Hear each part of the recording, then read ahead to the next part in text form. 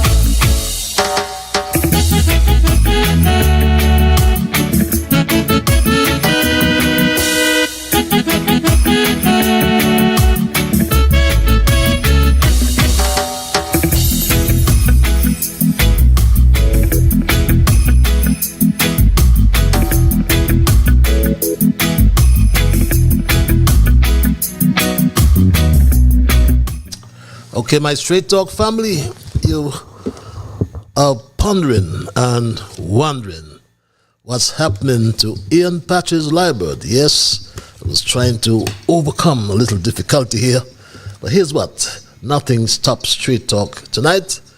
Nothing stops me from saying a very pleasant evening, very pleasant night to you wherever you are in the world, because we are on the World Wide Web, and we reach and communicate with you all over the globe.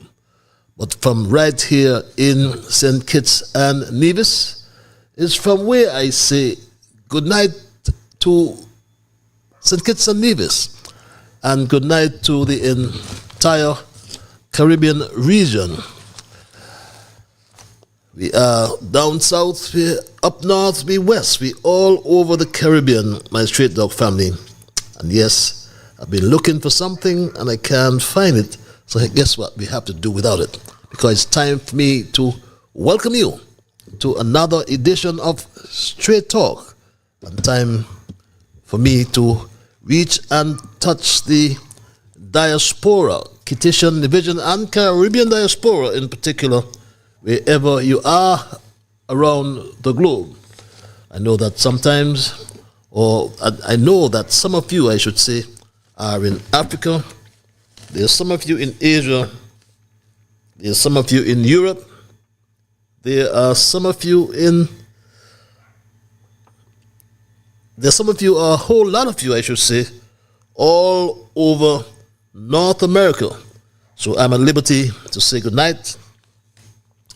I'm at liberty to say good morning, and I'm at liberty and I will say good afternoon, because one of such greetings will be applicable to the region in which you now find yourselves.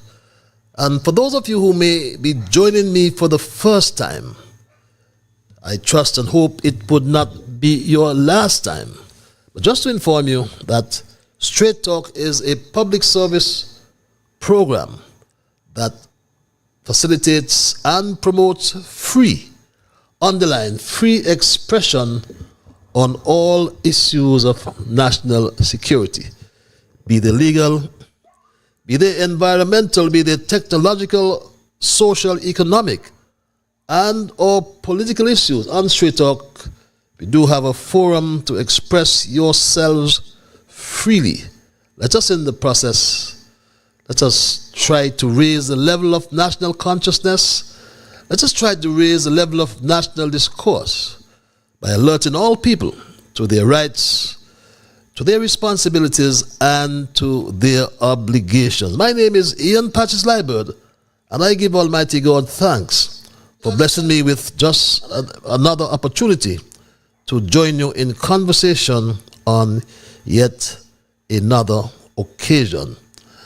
And for you who again may have joined me for the first time, Straight Talk is a participative program.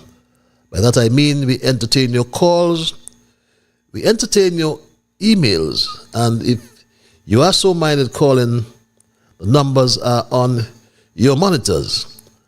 There's some of you who don't want to be heard. So what we do, we give you access via our email platform, and that address is also on your monitors, your screens. As your host, I always pledge and repledge and pledge again to remain an untiring advocate of truthfulness. By that I mean we do not water down anything on this program, my Straight Talk family. Nothing at all is watered down on this program. We do not try to make it more interesting by omission, neither by exaggeration. Because we are not about sensationalism, not at all. We are not about sensationalism or creating excitement, especially at the expense of accuracy. Because we lean on the facts, my Straight Talk family, and it is my bounden duty to present the unvarnished truth, is what I call it, the plain truth, especially when it comes to governance, integrity, and transparency. Wherever we are on the globe, we promote that non-stop, my Straight Talk family. And this program, we are joined together by this program, the people across the Federation. We're joined with people in the diaspora all around the world. And I always hasten to say, or to add, because I know many of us have never met, and we may never ever meet, I'm sure. I mean physically. But some of us will agree with the positions of truth that we advance each time on Straight Talk. And some will disagree. And that is wonderfully fine, because we promote what I call a diversity of views.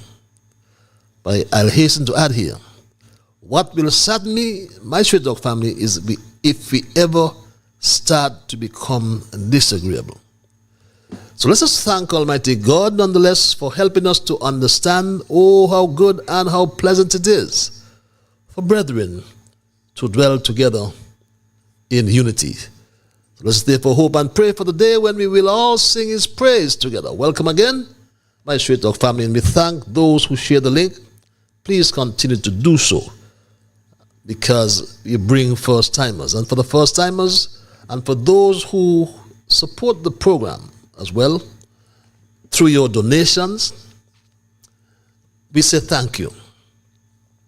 And I want to reassure you that no matter how small your donation is, it helps us to continue this important public service. And I know there are others who wish to donate. So all you got to do is look to your screen. You see that code, just scan that code on your screen. The process is a very, very simple process. In a few minutes, you complete the process. You access the payment form and you contribute whatever you wish, my Straight Talk family. But thank you again for your support and for helping us to keep this dialogue alive. I must all times hail my young brigade, young Dwayne, Tristan, Shamar, Kevin, young Rue, Jamal, Travis, Travon. I'll never ever forget Neymar, my grandson. Otherwise, I'll never hear the end of this. And his good friend Saraya, they will drag me over the coals and want to know, Patches, why didn't you call my names? Or their names, I should say. And I forgot I'm told the special lady in St. Louis the last time around. How could that happen? Oh, I'm so sorry. But the special lady in St. Louis, I trust you are all okay. We normally begin with our observations in review, which I am tempted to forego tonight. I know they are an integral part of Straight Talk, but I also know that I wanted to address, I should say, a particular issue which has come to the fore, that is the Social Security financial statements. I am perusing them, have not completed. And there's some other issues I wanted to address as well tonight, but I'm going to crave your understanding and forego those observations in review for tonight and move straight to my thesis. And I do apologize for that somewhat tardy start as well tonight, but I'll move into my thesis, which I've titled for tonight, From 7 Years of Plenty to 3 Years of Famine. So please don't change your platform, as I will move right into my thesis. Because there's a lot of debate that has already begun and will continue, especially in this period of our political history. And nothing and no one can stop our people from reflecting on the 7 years of food and plenty money that was circulating in our Twin Island Federation under Team Unity. People will never forget that. And lots of food, plenty money, as I said, was circulating in St. Kitts and Nevis under Team Unity, despite 2 years of COVID-19. We had a roof repair program which was introduced after the passage of 2 hurricanes. And what will be remembered by all is there was absolutely no political discrimination in this program, like all Unity executed programs. Unfortunately, I don't have my videos to support that position, but believe me, it's factual, and the many people testified to that. There's one with this old man who did not get his wish because he wanted Team Unity that had repaired his roof after the hurricane, and he wanted Team Unity to be in office forever. But think about the PAP, the Poverty Alleviation Program, the Peace Program, They also provided much needed social assistance for many poor people in St. Kitts and Nevis. And no one will ever forget this period of public infrastructure development, which to date is unmatched in this country since adult suffrage in 1952. Think about the Old Road Bay project, my Straight Dog family. I remember the Old Road Bay was disconnected from the Island Main Road network after hurricanes Irma, I think it was, hurricanes Irma and Maria. There was not only a total disconnect, but over the years, commuters died coming across Old Road Bay. People died while traversing across Old Road Bay. I can think of young Molly from my constituency here in East Basildale. When a rock fell onto their vehicle one Saturday or Sunday afternoon, I can't recall which one. But the fact is, a rock fell onto their vehicle and this young man died. And I was thinking as well, and you may not believe me, but the representative back then, Lindsey Grant, never supported the development of Old Road Bay. Do you believe me? Many of you won't. I recall at a town hall meeting in Challengers, a lady, I think her name is Victoria Bauckham. I'm sure she will remember this. Asked a question about Old Road Bay. And one thought that the representative would pounce on the question.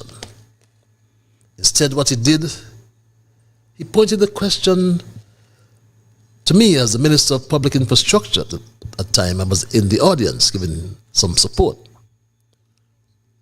And I committed back then, on behalf of Team Unity, that we were going to put right what was wrong across Old Road Bay. Like I said, people died, rocks fell.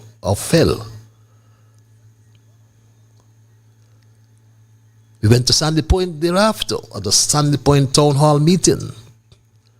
A taxi lady asked the same question. And the representative passed the question to me again. And I thought, having heard my response in Challengers, he would answer. But he passed the question to me. It was only long after I realized that the representative Lindsey Grant had his plan. His own plan for Old Road was to develop what he called Sea City, an underwater hotel, which he said was part of the overall development of Old Road Bay. Yes, my Straight Dog family. It was supposed to be a $3 billion project. I found out when I saw this release, and then it was later discussed, that the Old Road Bay was part of this, or protection across the Old Road Bay, I should say, was part of this quote-unquote Sea City project. But what stalled this project was the fact that these developers, whoever they were, never wanted to submit to an environmental impact assessment. True. And that, I think, kicked the ball out of the park, if I can use that term, my Straight Dog family. You can glean from that release, my Straight Talk family, that it was supposed to be a $3 billion project. And that release reads, you can see my Straight Talk family. Minister of Tourism, the Honorable Lindsey Grant, has announced that the Federation of St. Kitts and Nevis has been chosen as a host nation for the unique, futuristic, cutting-edge Sea City Development Project, coded name Sea City, by MOI Imagineering International Limited. The release continued. The amazing US $3 billion mega project, which will be built by a consortium of international acclaimed organizations, is to be in 10 square kilometers of blue waters in our beloved country, Minister Grant announced. He advised is a seaborne floating semi-submerged ultra-luxury residence and resort, which promises to add to the appeal of St. Kitts and Nevis as an iconic global destination. Once completed, Sea City, St. Kitts and Nevis will be an exclusive, the first of its kind, ultra-luxurious underwater living experience and lifestyle unlike anything seen to date, the developers contend. And yes, my Straight Talk family, this was the reason why we did not get that support for the current configuration there at Old Road Bay. Although belatedly, it came for obvious reasons, because this project was very ambitious. Very, very ambitious. And one wonders if it was just a pipe dream. My Straight Talk family, there are a lot of stories I will publish one day in my memoirs of my time in cabinet, and some of the unbelievable pushbacks I received when I was Minister of Public Infrastructure, Post Utilities, Public Infrastructure, beg your pardon, Post Urban Development and Transport. But more importantly for tonight, when Timothy Harris and the Team Unity administration took up the mantle of leadership in 2015, and I was humbled to be part of the administration, we inherited, lest we forget, my Straight Talk family, lest we forget, we inherited an US $117 million debt to the International Monetary Fund, which Team Unity paid off in short order, my Straight Talk family. Recall as well the 1,200 acres of land for debt swapped by the Denzel Douglas administration for the millions of dollars owed to the St. Kitts, Nevis and Gwilla National Bank by the SSMC, St. Kitts Sugar Manufacturing Corporation, which was another economic milestone, or millstone I should say, around the country's neck, and what we inherited as well. The Team Unity administration clawed back either 400 or 500 acres of that land in the name of the people by paying down $408 million to the bank, my Straight Talk family, and to help the bank to be, a term I'll use, bankable, my Straight Talk family. Team Unity paid back this. As part of Team Unity, It provided superb and responsible management of our financial and fiscal affairs, delivering consistent surpluses, paying off the IMF debt of $117 million left behind for us, paying our former sugar workers an additional well-deserved $16 million in terminal benefits, and rescuing the National Bank from Labour's notorious land for debt swap arrangement by paying down a whopping $408 million on this debt, thereby saving National Bank from regulatory challenges. And yes, my sweet dog family, that wasn't all. We met an airport, our international airport, far below ICAO standards. I recall we got this letter from the Eastern Caribbean Civil Aviation Authority. And I can provide you, my sweet dog family, with excerpts of this letter, which outlines the conditions, the conditions of the airport that Britain. And in its conclusion, before I can break down, I will share the conclusion of that letter from the then the director of the ECHO, Mr. Macphail, I think is his name, yes, Donald Macphail. That letter, my straight dog family, spoke to the terrible condition in which we met the Robert Llewellyn Bradshaw Airport. And we did not complain. As the minister responsible for the ports, I never complained about Labour's neglect. What I did is got SCASPO to prepare a project and its justifications, and it was easily justifiable, my straight dog family. And we went to work on the airport. The conditions was the latter. But look at the conditions from the beginning, my straight dog family. Look at it.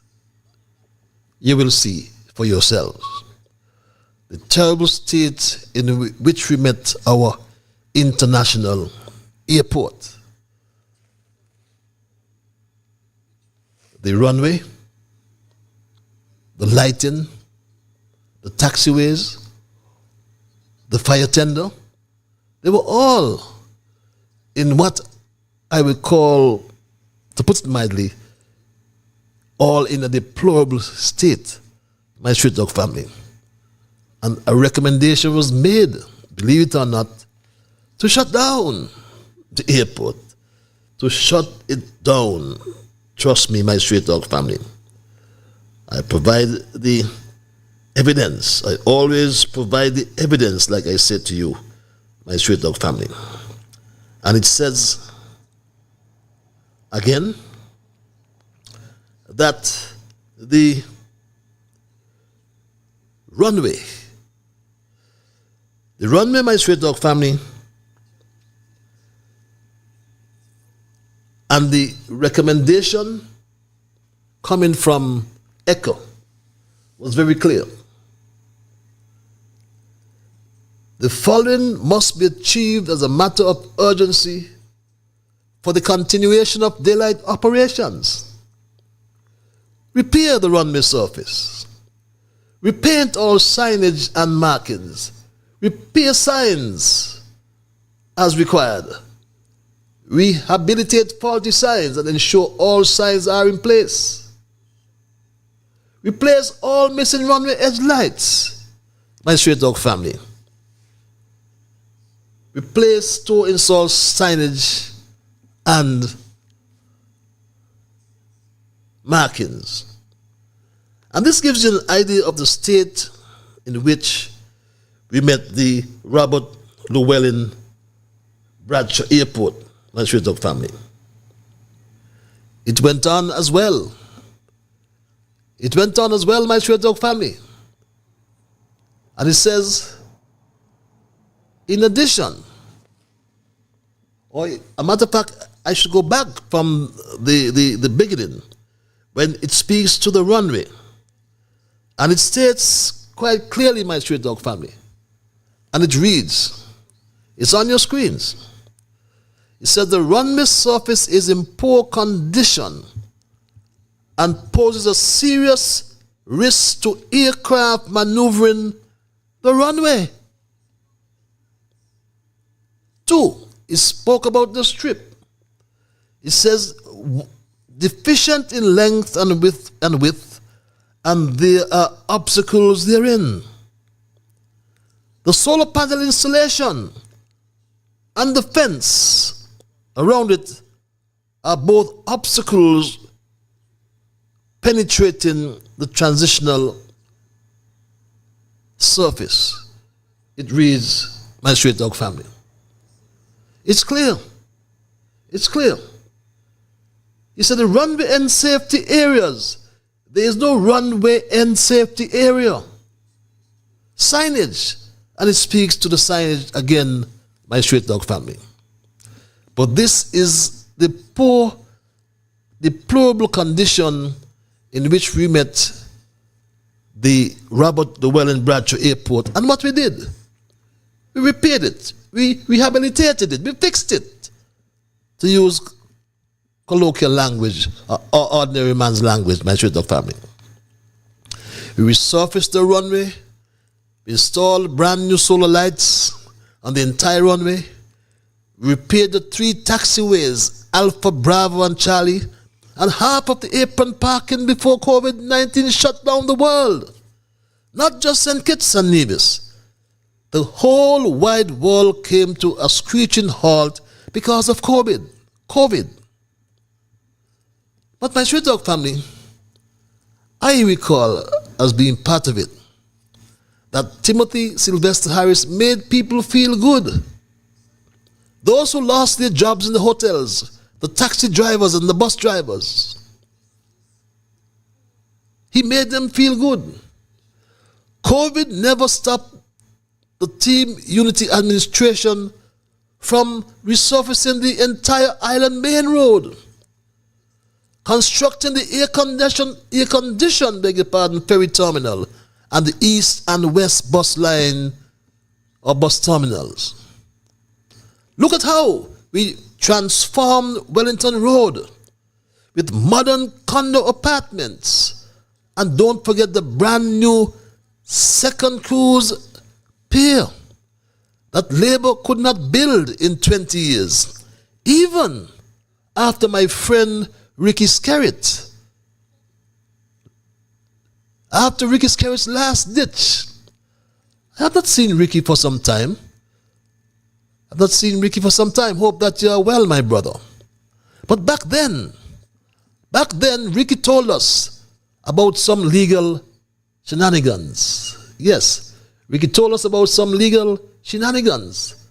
This is what Ricky said, my Straight Talk family.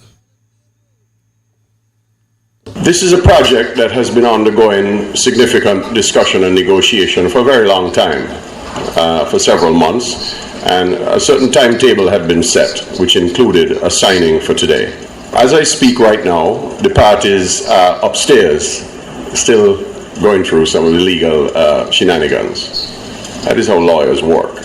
None of us in here can control that, and unfortunately, there have been significant delays this morning in terms of fine-tuning and making sure that everybody's comfortable. I cannot guarantee that those experts in the law will all come to the same page at the same time by the time we finish this breakfast. I just wanted to alert you that the fact that the Prime Minister is here, the fact that I am here, the fact that all of you are here is a very positive development. And even if the signatures do not get put on the actual agreement this morning, nothing will stop this project from going forward. I can assure you, my Straight Talk family, that the current Attorney General, well, I must not, let me take that back, because I cannot assure you, but I am almost certain, I should say, that Garth Lucifer Wilkin was not part of that of those legal shenanigans. He wasn't there yet.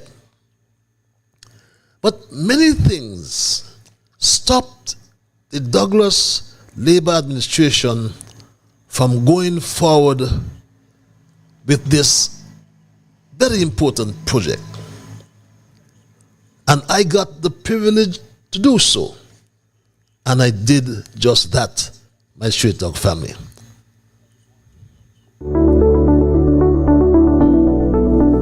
My name is Jonathan Dadut. I am an engineer by profession. Working on this island has been fun, I have to say. It's been interesting. We've enjoyed working on this project and working with the locals here, because in our work staff, I believe we have 75% staffed Kittitian locally. We have found that we didn't need to really go out to look for talent. We found all the talent we needed locally on the island. There's one or two expatriate people were brought in from Canada, but so far we've been fortunate to find everything we needed on this island. They have been very professional, they've been dedicated. They have adhered to and exceeded expectations we would have had. These people have stood out, the Kittitians here, they have stood out for us by their professionalism and how they address and adhere to our health and safety standards. This pier is unique, or it's special because it can accommodate what we call two Oasis class cruise ships, so two of the biggest cruise ships you can imagine. And simultaneously it should be able to berth two at the same time. We are on schedule right now. We plan on turning over the pier mid-September, and as we speak right now, we're definitely well ahead of schedule. We've had a lot of support with the Kittitian government. To be honest, the minister, he knows us personally, he knows us by name, he's been involved with his people. We meet with them regularly. They have always offered support, they have been helpful in everything that we need. This has been a complete blissful experience. We'll have to say, to have a whole year where you're not impacted or bothered by snow or whites and having to run and wear tough clothing and come to work every day wearing t-shirts. I think that's been the best part, the funnest part of this project.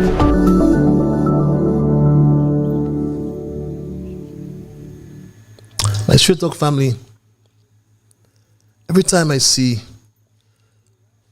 those ships alongside the cruise pier, or cruise piers, I should say, it's yesterday, there were 3. Tuesday, there were 4, including the largest cruise ship afloat, Icon of the Seas. I can say, with much humility, I led a project in just over 2 years, a project that the Labour Party could not execute in 20 years. But I want to say, my Straight Talk family, it is time we start preparing for the return to the polls. Mentally, physically, financially, and otherwise. I plead, do not be caught off guard. Straight Talk has done a quick analysis of the political situation, and it's accurate to report that the Labour Party, the Nevis Reformation Party, and PLP are the only parties that have shown to be trending upwards, unlike PAM and CCM, who have all trended downwards. And here is the supporting information. A block of 55% approximately of the country is being disenfranchised as we speak, as there is no leader in the National Assembly, no leader in the Parliament, no leader of the loyal opposition in the National Assembly. So what happened to all those people who did not vote for the July Labour administration? As I said, they are being disenfranchised by a transactional leader. Some prefer to call him the snake. So what we do have is an opposition in a coalition with the government. That's what's happening in my Straight Talk family. And 55% of the people in the country are being disenfranchised by this transactional leader. A survey was conducted recently, and Straight Talk is strictly forbidden to say some things about this survey. More than Terence Michael July is the most unpopular leader in the country. One of my big Labour friends told me today that Terence Michael July, just today, he told me, is the worst person that has ever led the 93-year-old St. Kitts Nevis Labour Party. He went on to say that Terence Michael Drew has turned the Labour Party pink. My Labour friend said it is no longer red under July. He went on, Terence Michael Drew is weak. He's functionally dense, and above all, he's a stranger to the truth. And that's putting it mildly, he said. My grandmother used to say that Terence Michael Drew lies like when a horse is trotting. Our votes are not for sale anymore. Yet I told you, if you need money, take his money and vote him out. He said elections in St. Kitts are easily bought. Remember that. Meanwhile, Wickham has made a comment recently on the political situation in St. Kitts and Nevis and suggested that PAM and PLP should come together. I don't know if Peter did a survey, as he is a scientific pollster, but from what I saw from the other polls, Timothy Sylvester Harris is ranked the highest. But when I asked my big Labour friend if St. Kitts Nevis is ready for Prime Minister Mark Brantley, he shouted, "Hell no! He is too transactional for a politician," he shouted further. His performance over his 16 years or more in politics is so pathetic. And if one takes a cursory glance at the construction of the wing at the Alexandra Hospital in Nevis that cannot be completed in the last 7 or 8 years, how can anyone vouch for Mark Brantley to lead this federation? My Labour friend got angry when I asked him the question, and I started to tease him. Plus, he betrayed Vance Amry, who made him. He betrayed Timothy, who gave him millions of dollars his NIA has not accounted for. And look what he did to poor Sean, my friend went on. My friend was not convinced that Shani Gray of PAM can run anything much less a country like ours. He referred to Pam stalwart Willie Liburd, who said that Shani Gray's Pam, as leader, Shani Gray as leader, he went on, he says, of Pam, has made this party become more irrelevant. So Shani, my friend, believes is in a political dreamland when she said that Pam will win all 8. He said Shani went to sleep on a full belly as she obviously dreamt of being prime minister, my friend went on. But his political assessments I have always found to be objective over the years. Yes, my big Labour friends' political assessments have always been objective, in my view, over the years.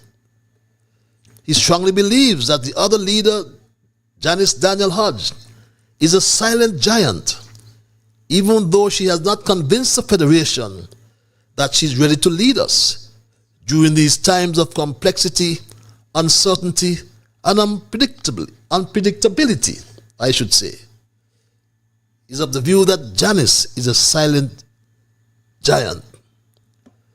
Simply the best, Denzel Douglas, he said, has not signaled his plans going forward, whether he will continue in politics or not, as everything is falling down around Douglas in the Labour Party.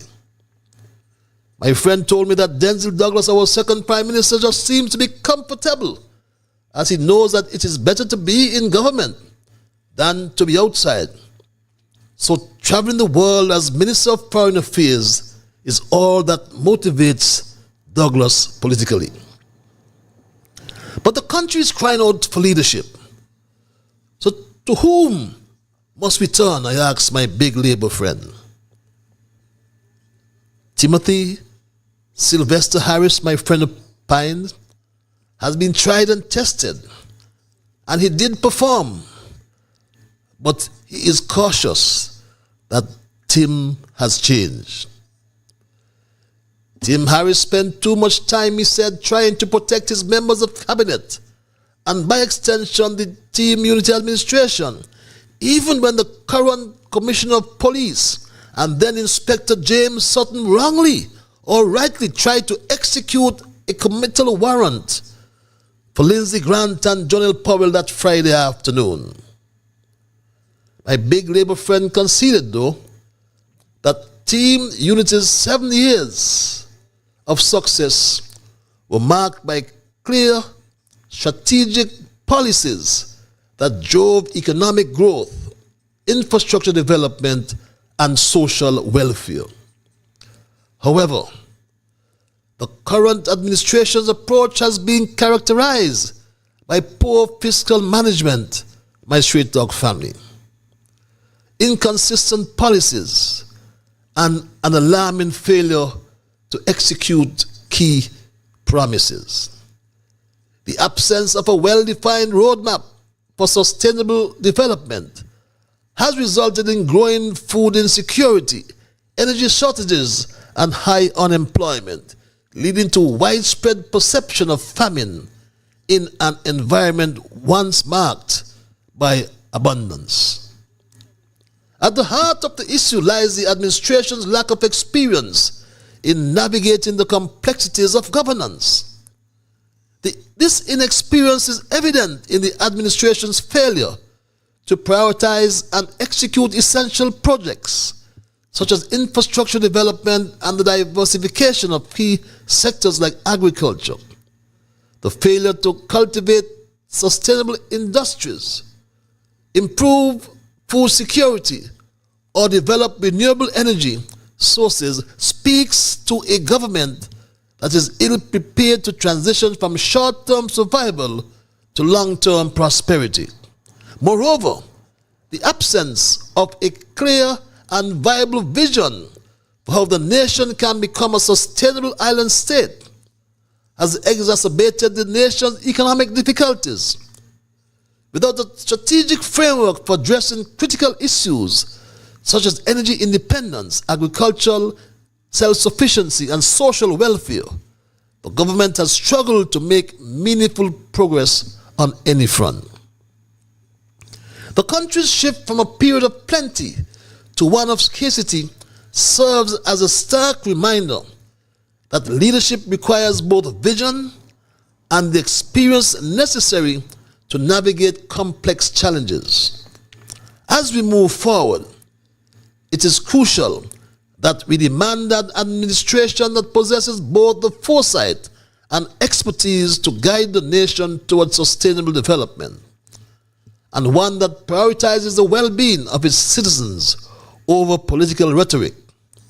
The path to recovery lies in electing a leadership that is not only capable of restoring economic stability, but also equipped with the knowledge, vision, and commitment to build a resilient and self-sustaining future for St. Kitts.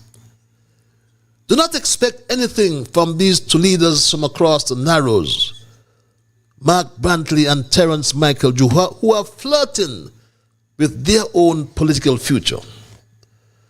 They are both responsible for having taken us from 7 years of plenty to 3 years of famine.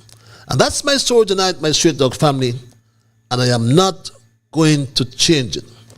But I'll open the lines and entertain your calls and your emails. Forgive me for not being able to post some of my videos due to some technical difficulty. But it does not matter, my Straight Dog family. We brought you the substance, which is important. But as I open the lines and entertain your calls and your emails, I anticipate that you will respect others, and of course, to achieve that, you must first respect yourselves.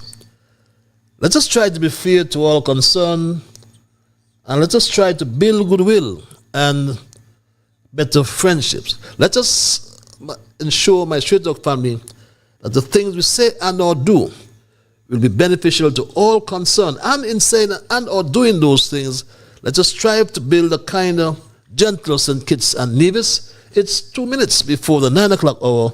We go straight to the lines and say good night to our first caller. Caller, you're live. Hello, caller. Good night. Good night, Mr. Liburd. Good night, my dear. And how art thou tonight? I am great. I'm going to speak very slowly with this one. The real evil with which we have to contend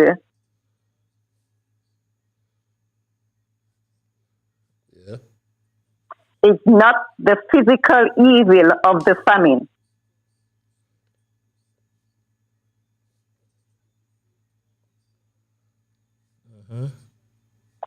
but the moral evil of the selfish,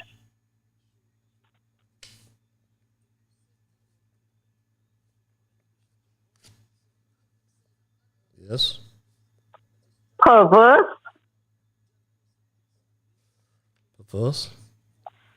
and turbulent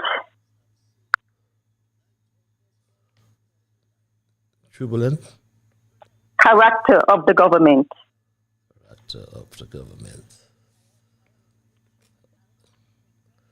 Okay, the real evil. I repeat, the real evil with which we have to contend is not the physical evil of the famine, but the moral evil of the selfish, perverse, and turbulent character of the government. Have a great evening.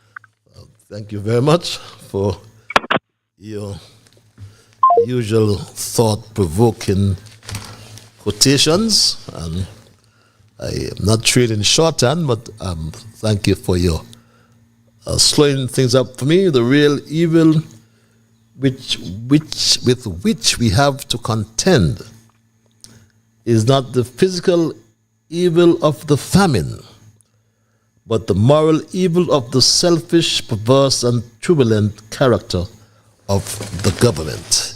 Yes, my Straight Dog family, it's 9 o'clock right to the top of the hour, and we have opened the lines and we are entertaining your calls, and I trust and hope that all of my lines are up and running tonight. I believe, and forgive me, and it's a real oversight, you know. I didn't check my overseas line, which is something I normally do. But I see no reason why it should be down.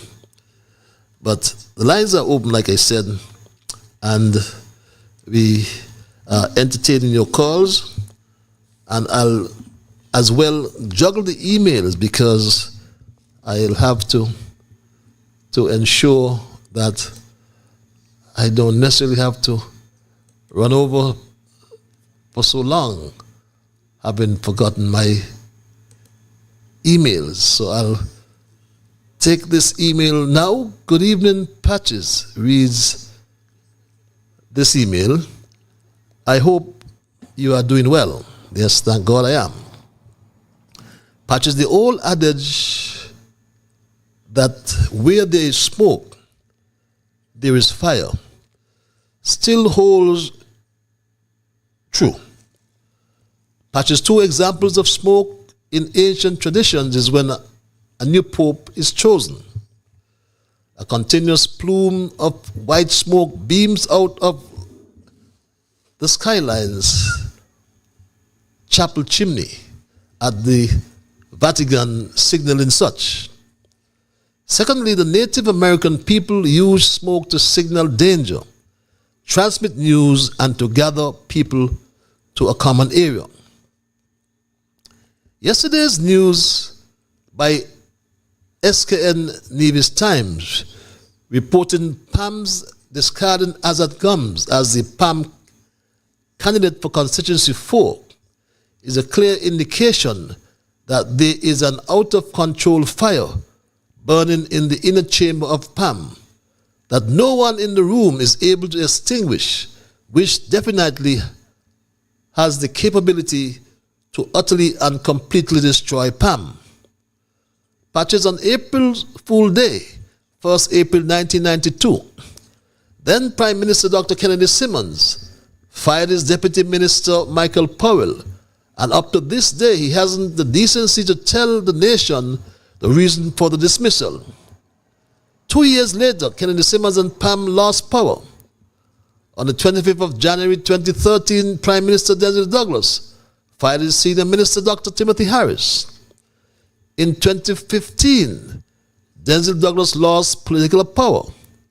On 10th May 2022, Prime Minister Dr. Timothy Harris fired 6 of his ministers, including his deputy Sean Richards and Foreign Minister Mark Brantley. Less than 3 months after, Dr. Timothy Harris lost power. Azad Gums has been a loyal to PAM since his birth. Even when he was a child, long before attaining the voting age, he accompanied his father, Junie, to all of PAM's functions and canvassed for every PAM candidate, including Constance Mitcham and Oliver Spencer. He gave his heart and soul to the candidacy of Lindsey Grant and PAM. He remained with PAM through thick and thin. Even though he was the front runner for the leadership of PAM after Sean Richards stepped down, he opted not to run for the leadership of PAM to challenge Shani Gray Brooks. 2 weeks ago, Azad hosted Peter Wickham and Rolise Brooks on his unfiltered show on Win FM. As a result, the executive of PAM decided to punish Azad for doing so, and so they discarded Azad and foist on the people of number 4, Cameron Grant, son of Lindsey Grant, to be the candidate for PAM in the upcoming elections. Number 8 seat is open for a PAM candidate to be filled. Lindsey Grant's family is from Keon.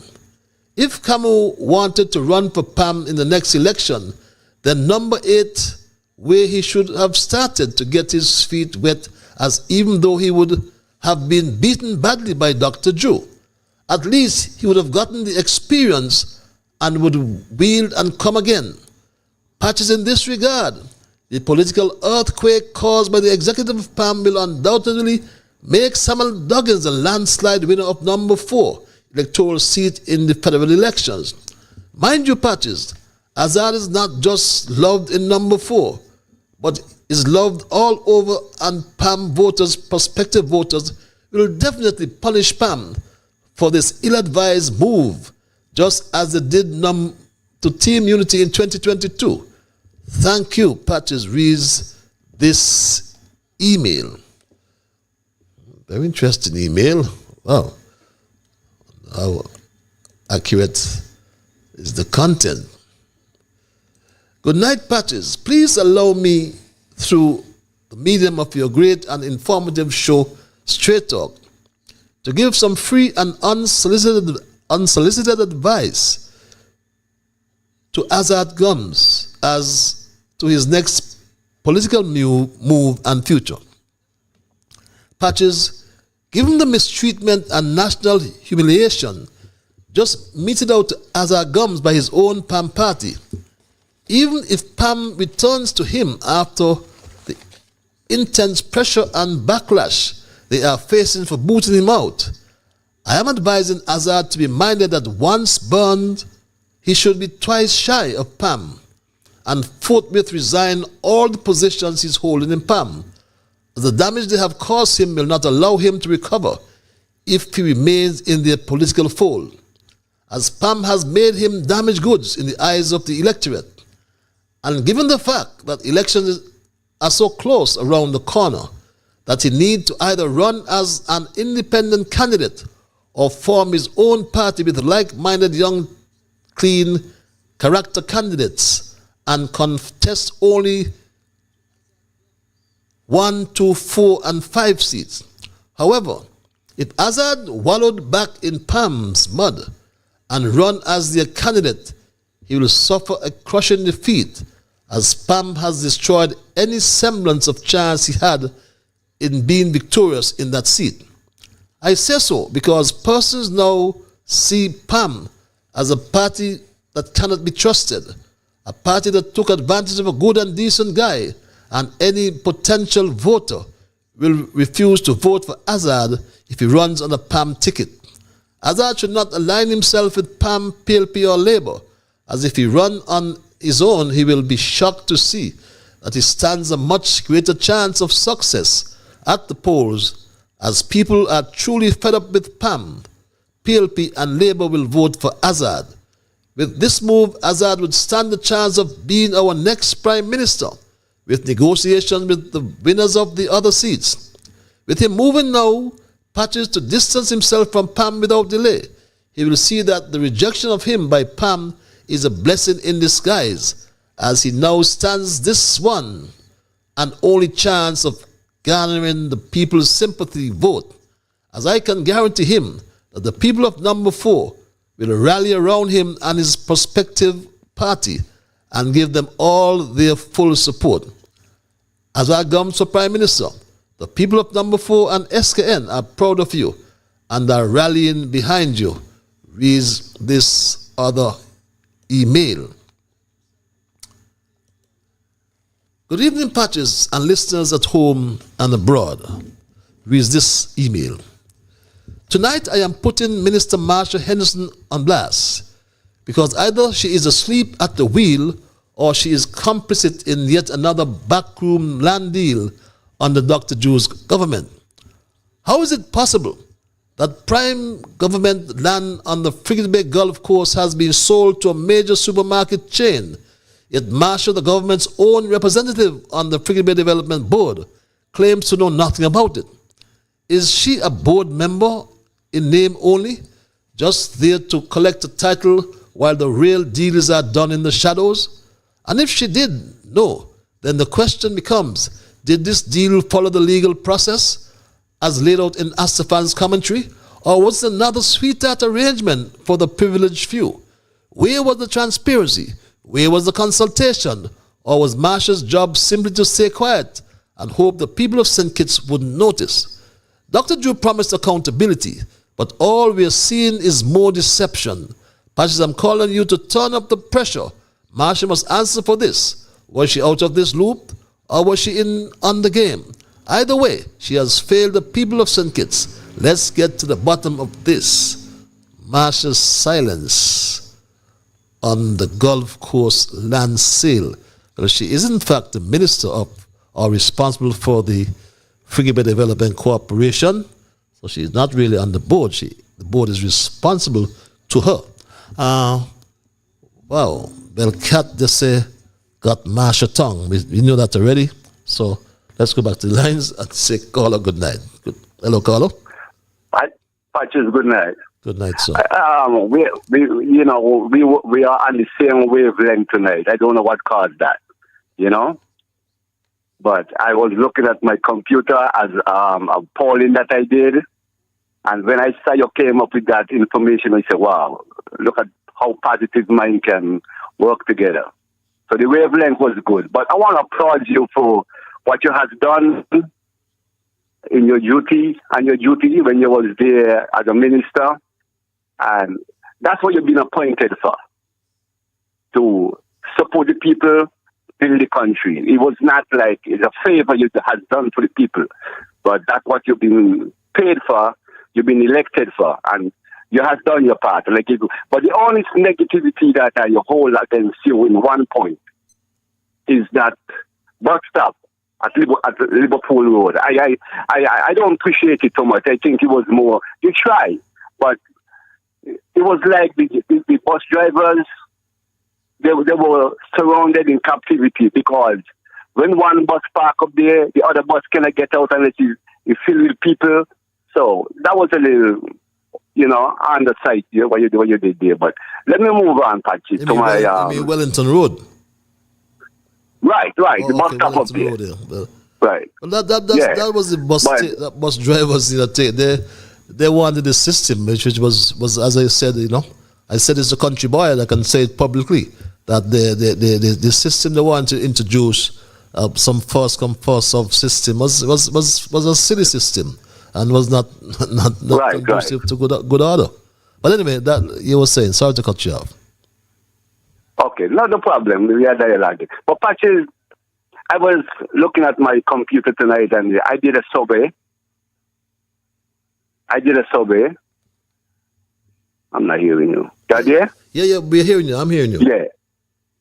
Okay, I did a survey sometime when I was in St. Kitts, December, and I got back the report from a good friend of mine who I leave to do some work for me. And the polling survey, Labour leading in the polling with 56, Unity 30, PAM 20. And I saw you bring up a survey, past electoral survey there, right? But I want to say this to you, Patrick. The results. Right, the result. In 2015, I make a prediction that Labour would lose the election. And many people get upset with me, because I did a survey too. So you do I did a survey. Polling? Right, polling. And I know Labour will lose, because... You do that? You normally do that? Well, I have somebody... Yeah, sometime I does it. I have someone who helped me, and I did one on your government right now. That you are behind. You are behind in polling. Which government? You mean the Jew government? You are 30. You are 30. Labour is 56. But I want to go back to what I was saying to you in 2016. I know Labour will lose the election. But Labour's strength, the strength of Labour was overseas. But on the ground, Labour was weak. And I told the former Prime Minister that, but he didn't believe me. Because I look at the attack, how Labour was being attacked by a lot of evil force, a lot of evil angels. Now, but the problem the Prime Minister you have now, he approached towards the election of the past was not right towards the Prime Minister. Yes, he won. He won his seat. But people are not getting what they were looking for out of him, because you know what the reason why, Mr. Patches? It didn't done right. He followed Edinburgh. He followed Peter Jenkins. He listened to these people. I can call many names that I have knowledge of. And he followed those people, and I spoke to him direct. I said, Dr. Jew, you have to repent of this behavior. It is not good. You are putting the Labour Party in a disintegrate matter. And see what happened? The polling is good, but a Jew repent of his behavior, what he do to the Prime Minister, then I think Labour would have a chance to stand up again strong and run this government in the next 3 more years from now, because they still have the strength of the people behind of them. 56%. Unity, much people is not yawning for Timothy anymore. It's a few yawning for him, but the people are holding the back of Labour and decide they want Labour to run this country, because Labour government has done a lot for the people in St. Kitts in the past. They had liberated the people. They had built homes for the people. Your government only built homes in Molyneux, in Tamanek and those places. They didn't come back into the rural area, St. Paul's, all those places. Sandy Point, New One, all those places. But Labour, the country of St. Kitts, they still have 56% right now standing firm. But come ask you a question. Come ask you a question. You baffled me with your poll, right? If Joe is doing so badly, how could he jump to 56% from 45%?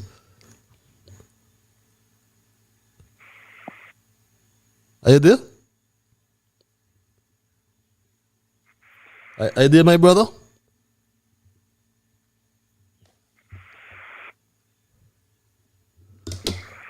Are you hearing me, my brother?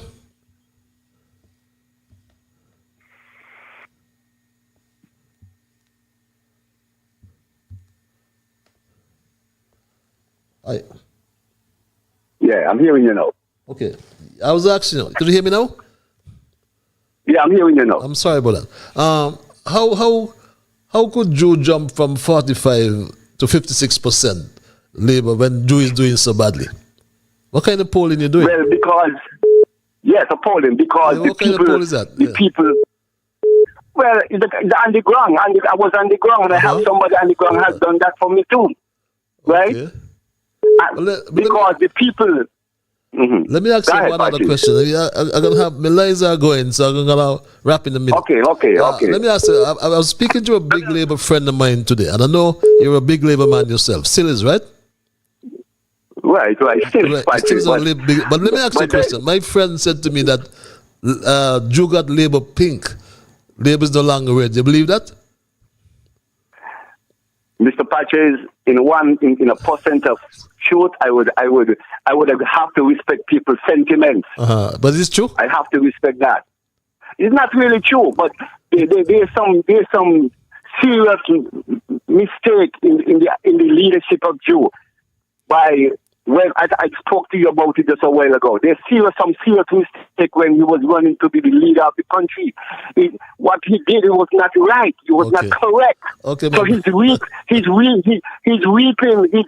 reaping a demeanor right now. Okay. But you have to try to get over it. Okay. So he ain't really pink. He pinkish then. Labour is now pinkish. It's in red for sure, right? He's still red. He's still red, Patches. He's still red. Okay, but he has some repentance to do. Okay, have a good night, my brother. Have a good night. Always welcome you. All right, Patches. All right, thank you. Okay. Patches, thank you. Let's go back to the lines. Caller, thank you for holding. Caller, you're live. Hello, caller. Yes, thank you, brother. Good night, brother Patches. Good night, sir. How are you doing? I am peaceful. Yourself? I am peaceful likewise. And I must say good night to all the listeners. Good night to my friend Marsha. I've been waiting for you to touch base with me. But when it's necessary, you can. Patches, let me just give you this. I used to have your number, but you could call me off the record because you know how to get to me. I have to speak to you offline, off the air. As I move forward, Patches, first time I seen clips from your hard, intelligent work of Port Zante. And it was not an easy task from start to finish. And I must say, kudos, congratulations. And what is yours is yours. And your jacket, no man can take that jacket. Well done. Thanks for showing the world your works, because a man will be judged by their works. And anyone try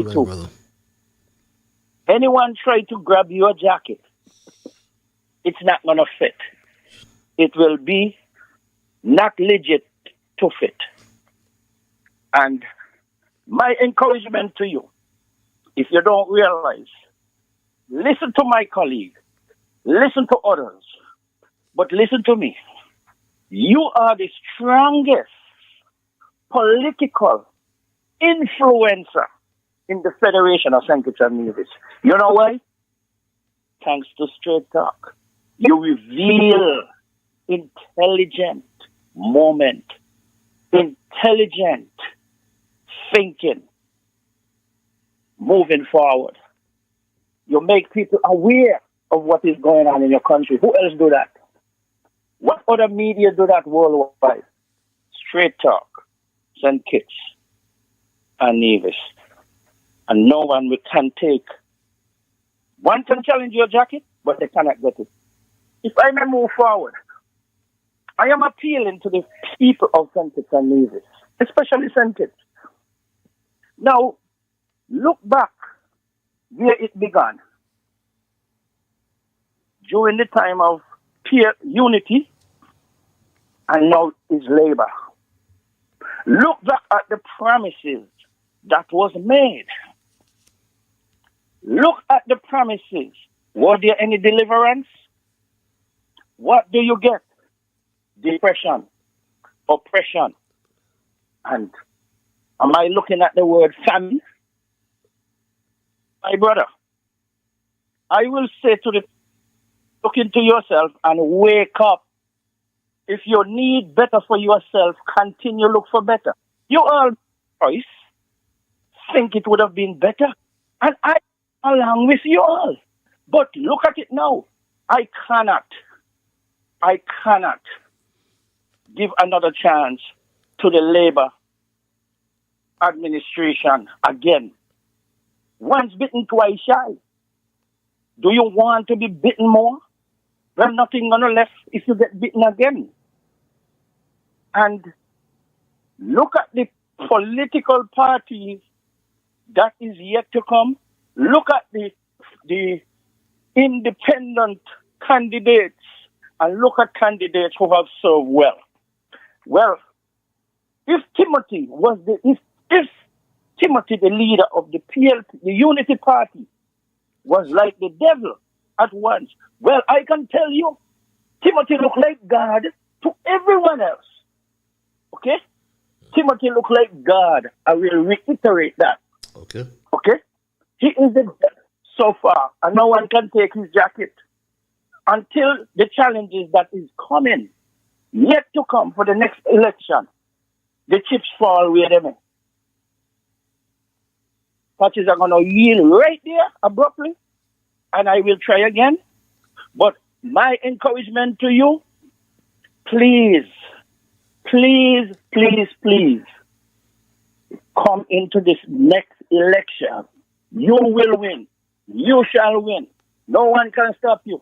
Any constituency you choose to go into, you shall win by the blessings of the Almighty, because you are powerful. But I think you have control over your deliverance, and I don't think you are a liar. Okay, my brother. I don't think you are a liar. That's why I'm you, and we need you. We don't want you. Patches, we don't want you. We need you. I need you. Thanks for that time. Thank you very much. Bye for now. My brother, I'm humbled by your intervention. Yes, my brother. That sounds like the major. Good night. I want to thank you for holding. How are you? I am peaceful. Yourself? Yes. You ever heard about the thing they call the law of diminishing return? Yes, yes, I have heard about it for a long time, but I've heard of it. Well, you see, the law of diminishing return is that what you put in is what you get out. Remember I told you that already? Yes, yes. What you put in is what you get out. Isn't it? Yes, you're completely right. So I'm going to deal with a little thing here because when I was in certain positions as a leader, and I have learned a lot about it. And I am thinking about a plan. And in my plan, it is something which is to deal with effective and efficient. You heard about that, haven't you? You have to be effective, Patches, and you have to be efficient. I don't care about it. My mother tells me so, and I stand by that up to this day, even though they say, God to the great beyond. So I'm going to tell you the effective and efficient thing is that the time which we have at our disposal every day is elastic. And one thing is elastic, it stretches a lot, isn't it? You want to speak about elasticity, isn't it? Yes. So therefore, yes, and because of that, the passion that we feel expands. The passion that we feel expands. If the vision that we feel, we have to expand it, passion. And those that we inspire, contract it, isn't it? Once you inspire something, you contract it, isn't it? You agree with me or you disagree? Yes, I hear with you. And those that we inspire, it must be, and we have to attract it and have fill what remains. You want me to speak to it slowly that you could stick it in again? You heard? The time which we have at our disposal every day is elastic. You think about it, when you talk about elasticity, it stretches. And that the passion that we feel, we must expand it. Those that we inspire, contract it. And the habits fill what remains. So whatever happens remains, we don't do all what we have to do. With me? That sounds like sense. I sound like a lot of sense, Major. No wonder you got the rank of Major, right? Thanks a lot for your intervention. Yes. Effective. You have to be effective, Patrick. You have to be effective. Yes. And efficient, right? Right. Remember that. Once you're effective, you have to be efficient. Yes. Thank you very much. My pleasure, Major. You know, it's funny when some of the economists in the audience tonight heard you. They probably said, "Ouch," with your theory or your definition of the law of diminishing returns. Because we learned this in our management school. It's it's an economic principle, right? Whereby it states that increasing a single factor of production will eventually result in a decrease in output. That is, if you keep increasing one factor in the production of goods while keeping all the factors the same, then you'll reach a point beyond which additional increases will result in progressive decline in output, and that's what the economists will tell you. But I like your perspective nonetheless, caller. Thank you for holding. Hello, caller. Yeah, Mr. Liburd, man. How you doing tonight, man? I am peaceful. Yourself? Yeah, pretty good. My quick advice to the Prime Minister is all you had to do was come in with a new entourage. Put aside that party politics. Keep out the rearview mirror. Unify the country and push the country forward. Stay away from those toxic advisors. Him being a new person coming in would have done really good if he follow along the line of all the promises he made. Instead, he pedaled backwards, and then now he's in a mess. Complete mess, eh? Yeah, he's in a big mess. 3 points of interest that I got tonight: the details of the geothermal, the situation what's going on with the lands on the south side of Nevis, and that World Bank report. Patches, where is that report, man? Do you got it underneath your bed or what? I want to ask you to maybe try to get a hold of that report. Well, That report should come to the public. I'm sorry. He made go right ahead. he made Go right mention ahead. of it today, and I have this soundbite. For some reason, I wasn't getting it downloaded. But I'll But what I'm saying, right? A mere mention about it, it's not enough for the general public. That is true. Remember, man, your friend over there in Nevis has been talking about this fair share. And now that report came, finally, after what, 2.5, almost 3 years now, they're not bringing that document to the public. You know, me, myself, I would like to get hold of that so I could go through it myself, so I could get up on that financial experience. I really want to I want to get a hold of that, really. So that's my big three concerns, man. Like I said, the details of the geothermal, the lands on the south side of Nevis, and the World Bank report. Different than that, Azad, man, here goes my number, bro. 862-218-6422. You already know who this is, man. You can contact me direct on WhatsApp. 862-218-6422. I know you're listening, bro. The question is now, why Azad got booted from PAM? The leadership of PAM needs to at least come out with a press brief and a statement concerning this, because that young man got a lot of potential. If it's something that he did that caused this, I don't know. I wonder how his friend out in Taiwan, Rusty, feels about this. I would love to get his take on this one. And Azad, you got a decision to make, bro. ASAP. Patches 2 years from now, top of 2 years from now, 27, February at least. The people of St. Kitts and Nevis should by then be putting the pressure on the Prime Minister to ring that bell. They should not let him go down to December of that year. Not with this type of treatment the Federation is getting. With that said, 2 years out from right now, it's not a lot of time.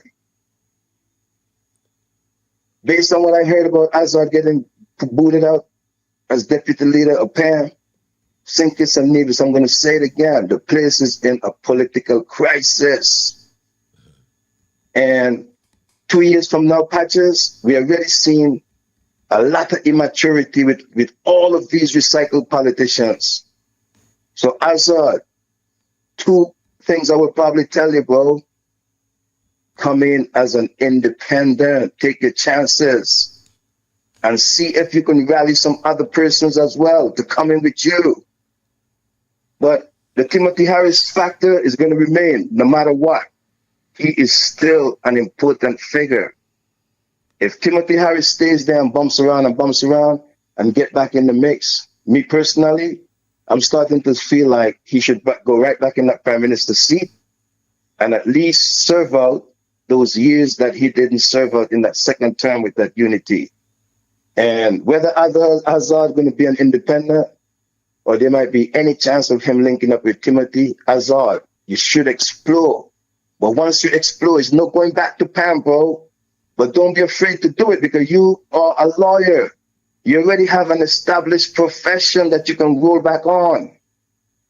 Patches, I'll leave it there for now, man, and I'll try to come back in later. But the independent minds got to step up in St. Kitts and Nevis. But one thing I want to say before I go quickly, these politicians are showing a lot of immaturity. They're talking about our nation is a young, independent nation and growing, but our leaders don't have the integrity. They're selling out the place, and they're not representing the people that put them there. I want that Bryant clause and that dual citizenship clause to be revisited. That's my little contribution for now. Thanks. Thank you, my dear brother. Always welcome your interventions. I thought I had someone holding on the line here. Sorry, caller. Yes, my straight talk family, it's 9:35. Is that the time? Yes, it's 9:35. And if you have just joined me, The thesis we looked at for tonight is I titled From 7 Years of Plenty to 3 Years of Famine. This email reads, "Good evening, Patches, and to your many listeners at home and abroad. What a spectacle we witness on issues, a moment so powerful, so poetic. It could have been scripted by Shakespeare himself. Miss Henry did not merely call in. She stormed in like a tempest, words crackling like thunder, striking Anthony Astaphan where it hurt most, his credibility.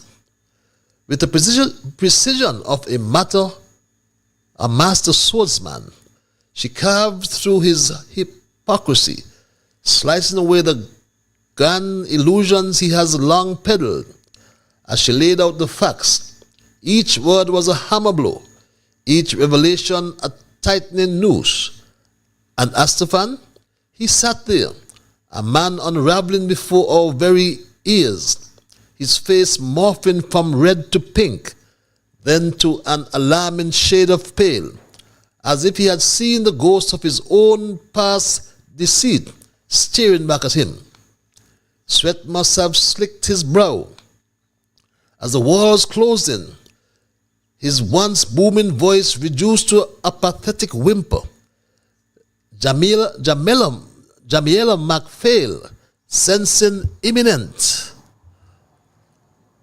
collapse, leapt in like a desperate referee stopping a lopsided fight, shielded him from the final crushing blow. But we all saw it. Astaphan, the great enabler, was left exposed, humiliated and gasping for air. And now he wants to pretend to be the people's warrior. Not today, not tomorrow, not ever. He sold his voice long ago to prop up this administration. And now that the people are rising up, he wants to switch sides. We see him for what he is, a man whose words are as empty as his credibility. The people will not be fooled again." Let's go back to the lines. At 9:38, caller, you're live. Hello, caller. President, good evening to you, Patches. How are you? I am peaceful, my dear. Yourself? I'm giving God thanks. I can see those dimples in the process. Patches, you have a caller for me from St. Thomas. Yep. As I really say, he look like he born up in a space. I don't come down here and think it. All what he say, he not ready yet, because here who he say he get information from Mark Grantley. So you find like the two of them and whoever else here are the same pattern. That is what is it? Yes, I'm listening. Okay. Let me say. Assad is my friend. I went over there at time because he come ask me to vote for him, and I did went and I voted for him. And when I heard the things and what they say about Assad, I said I can't believe that Assad is a problem, because they had somebody else there to get the position what Assad get, but Assad reached the position. And the things and what they were saying about Assad, I couldn't believe that Assad was a problem. And one day, when I hear Assad come back to me to thank me to come out here to vote for him, and I said, Assad, be careful with people that aim for you, because the things that I hear them say about you, there is not for you.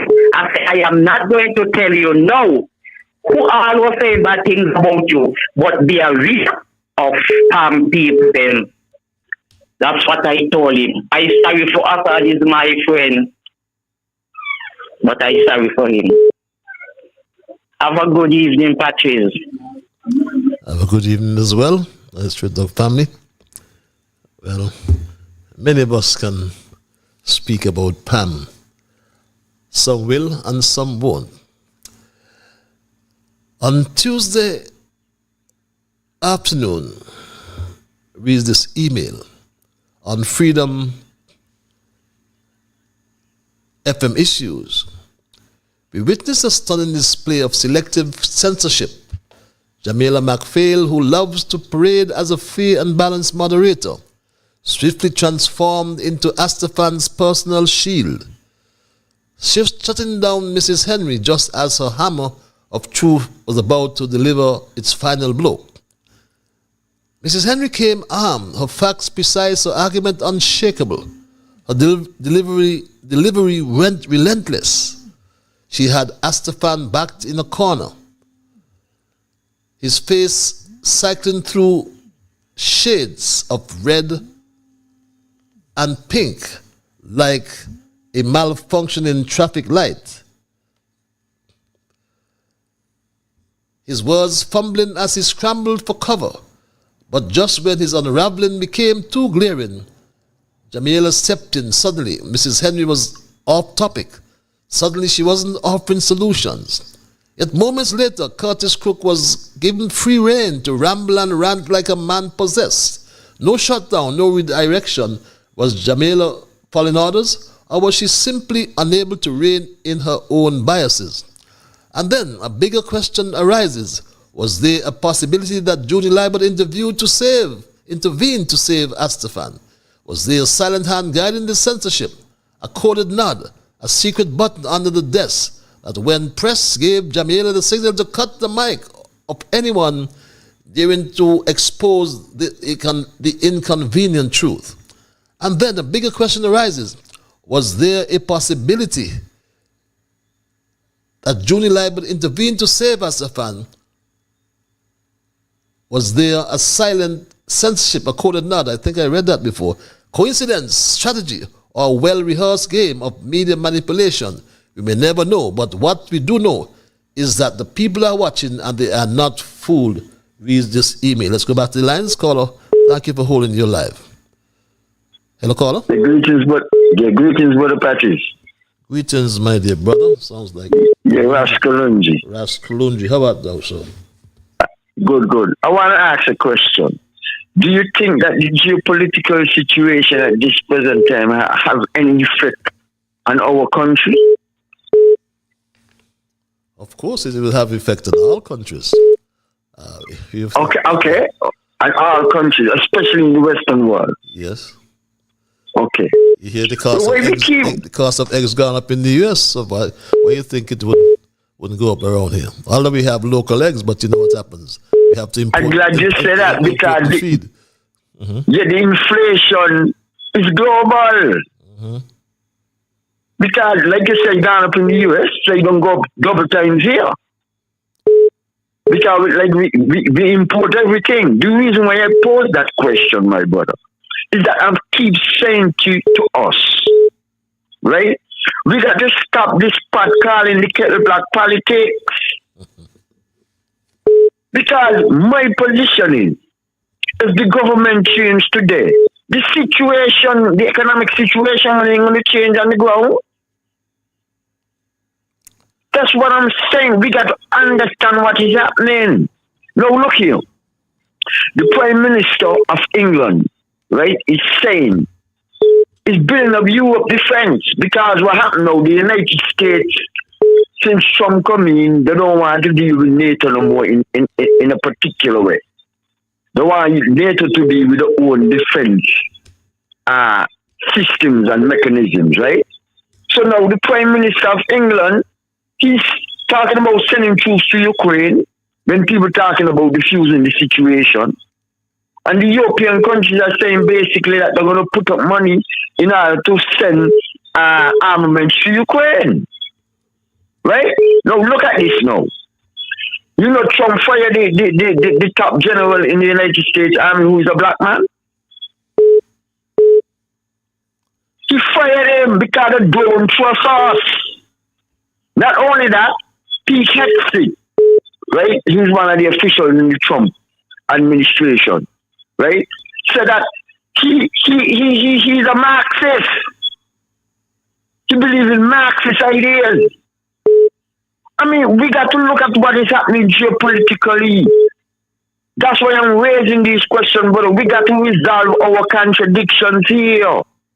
The politics that we are feeling on ourselves is not necessary, and it's on both sides because all the Prime Minister do is blame Timothy for everything. That is not helping us. So what is it? I'm sorry to interrupt you. What do you suggest, though?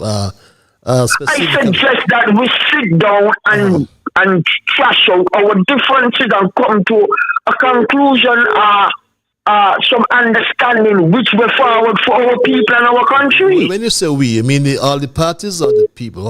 Everybody, all the stakeholders.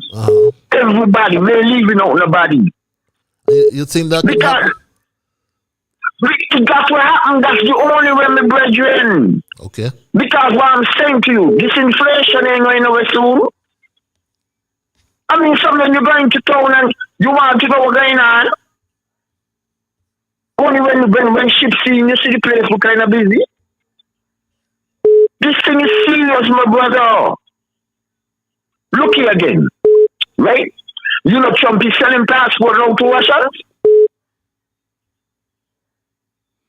Trump is selling the same we can't sell passport to Russians, but Trump selling passport to Russians now. This is what these colonialists play us. We can, but it is the end result of doing so. You see, that's what I'm saying. They could do it, but we can't do it. They buy oil from Russia every day.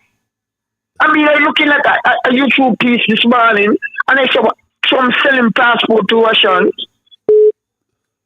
But the Trump tactic now is to remove, to put a wedge between China and Russia. But it can't work. But what I'm saying this again now is that here's this now. The Prime Minister in England, right? They're building up Europe difference, but they don't want to pay us reparations. He's against paying us reparations. These things we got to look at whether it's serious. Our survival depends on these things. The geopolitical situation has changed since COVID. We can't continue the same old. I'm telling you. You rightly said that the geopolitical situation have an effect on us. It does. So we got to explain to our people how these things affect us. Now, let me end by this, my brother. Before Malcolm X passed, this being the 60th anniversary of his assassination, you know what his aim was? To unite all black people in the Western world, starting in Harlem where he was. I would like to get a clip to you so you could hear the clip what Malcolm was saying. That all black people in the Western world is a nation. And when he came back from Africa, before he got assassinated, when he had a press conference, he said that was his aim of the OAU, the Organization of Afro-American Unity, to unite all black people in the Western world. So I'm saying, I've been a student of history. That is our goal because Marcus Garvey started that with the UNIA. Our people have to unite. That's the only solution, my brother. And that's what Granny said. The only solution to this pollution is unity of black people. Them who don't want to unite with us, they're simply against us. It's as simple as that, my brother. I don't want to take up no more of your time. Give thanks. One love. Give thanks, my dear brother. And we can't be at variance with you because unity is strength, it is said. Let's go back to the lines. Caller, I want to thank you for holding your live. Hello, caller. Yeah. You have your equipment on? You have your equipment on there? Yes, you have. No equipment. That sounds like the Bible man. Good to hear. Good to hear, my brother. You're good to hear me? Yes, it's good to hear you. Trust me, it's good to hear you. I'm gonna get a psalm. Psalm. Psalm 46. Psalm. That's what God is my refuge and my strength. That's it. Huh? Yeah. Got you then. Got you. God is my refuge and my strength. I got that one right. Yeah, down there. Yes. And in next one is help in time of trouble. Something like that? Psalm 46. Uh-huh. God is my refuge and strength, yeah? Yes. And then Psalm 41. Psalm 41. That one's blessed is the man that considereth the poor. Yes, yes. Yeah. Psalm 37. Fret not thyself. Oh, yes, Patrick. Huh? And then, fret not yourself before of evildoers. Yes. Neither the end was of Cain to work out of iniquity. Yes, my brother. Yeah. Patrick. So. I'm going to tell you something right now. Mm-hmm. And there was a man named Jehoshaphat. Jehoshaphat, yes. 3 enemies come up against Jehoshaphat. Mm-hmm. Now, here what this man do. He feared the Lord, so he went into the house of God to pray. Mm-hmm. And then he told the Lord, he not got no power of his own. And he don't know what to do. There were 3 enemies. So God got people in the camp when he done pray and fast. My God, Padre, tonight I am telling you, there is a deliverer. And God tells Jehoshaphat, you need not to fight in this battle. Stand still and see the salvation of your Lord, your God. So I am going to tell somebody who are going to battles, who got persecution, you need not to fight in this battle. Put the battle in God's hand and left from there.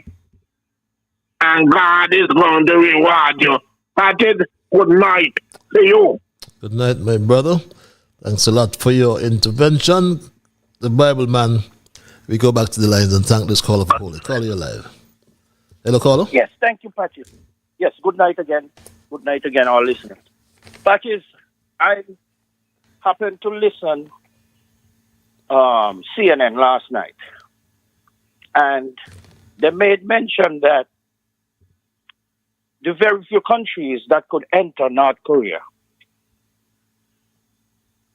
there was a person, the country probably was our enemies to North Korea, so they are forbidden. But that citizen of that country got a sent its passport and had no problem entering North Korea because everyone is interested in how North Korea lifestyle is. And when I listen to that, I'm saying sent its passport can go into forbidden territories that Americans can't go and other allied countries. So I just want to put it out there that Senki's passport has life. So that's why it is an easy route for any other countries to get Senki's passport. But moving from that, I just want to reach out to the gentleman that have the issue with Pam. I don't recall his name, I'm not too familiar with him. Is it Azad? Azad Gums, I'm told, yes. Azad Gums. Let me speak to Azad Gums. According to my colleague also mentioned, Azad, if you have that talent, if you have that ability, if you have that proactiveness, I will tell you, go and be an independent. Let us flood this political arena with independence. Let us overpower all these recycled misfits and kleptocrats. Be an independent Azad. If you were born with a twin and you need your twin, I could understand, but if you didn't born with a twin, but go in alone and let all the independents collaborate with anyone who win the seat, because this government that's going to form next is going to be a coalition government. No one party going to be victorious. No one party. Think about being independent. If you so love your country and you have your due diligence that Kitishans and Nevis desire, and you have it from your heart, refraining from kleptocratic behavior, as all you can't go wrong. And if you don't know who is speaking, I'm speaking in your favor, and I favor every independent that enter into this arena. You see, the political parties, they just want it to be as little as possible. They just want themselves to be. They get fed up and they get vexed when they hear a independent is coming in, and they try to suppress. But listen, if you have a voice and you are adamant about your strength, but no one can trample you, because and I'm not afraid to call my name. I already did. I'm an independent, and I'm not going to be with another party. But if I win, and you win, and somebody from PAM win, and somebody from Labour win, and somebody from PLP win, we all have to collaborate to form the government. And it's easy. $250 is the fee. I stand for correction with that. I don't know if it raised. And you bid, and you get your icon, what you represent, and you are in. And be proactive to convince people to vote for you in whatever constituency. But if you win, don't win for that constituency. Win for the federation. You are not a servant of just the constituency. You are a servant of the federation. Okay. Azad, take my warning. Take my advice. Go in and be an independent. You didn't born with a twin. Okay. Patches, you too. Not because you're sitting down here in your humble seat. Your eyes very well. You are very well watched. So you don't have any option to say no. Except put pepper in your seat. Okay. Marsha, once again, reach out to me, please. And Patties, remember to call me anytime tomorrow. I need to speak to you, please. I have something. I have a concern. Bye for now. Thank you for that time. Have yourself a good night, and always welcome your interventions. And as we wind down, let me dispense of these emails. On February 26th, reads this email.